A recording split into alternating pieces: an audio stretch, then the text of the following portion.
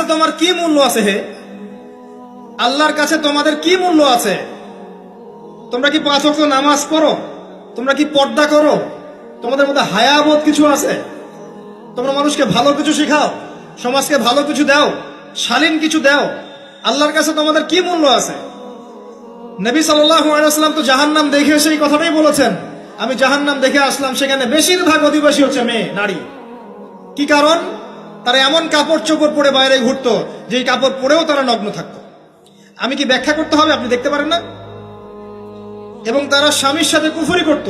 সারা জীবন স্বামী যদি তাদের ভরণ পোষণ দেয়, ভালোবাসে, মহব্বত করে, তাদের জন্য জীবনটা ক্ষয় করে ফেলে, এক পর্যায়ে গিয়ে বলবে সারাটা জীবন তোমার কাছে কিছুই পাইলাম না। বাস্তব। এগুলোর কারণে মেয়েরা বেশি বেশি জাহান্নামে যাবে।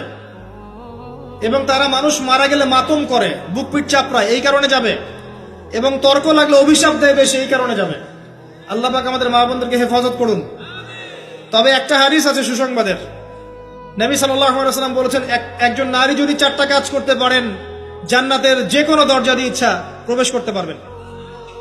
1 নাম্বার 5 ওয়াক্ত নামাজ, 2 নাম্বার রমজান মাসে সাওম, 3 নাম্বার আপনার লজ্জাস্থানের হেফাজত অর্থাৎ খাস পর্দা, এবং 4 নাম্বার আপনার স্বামীর আনুগত্য।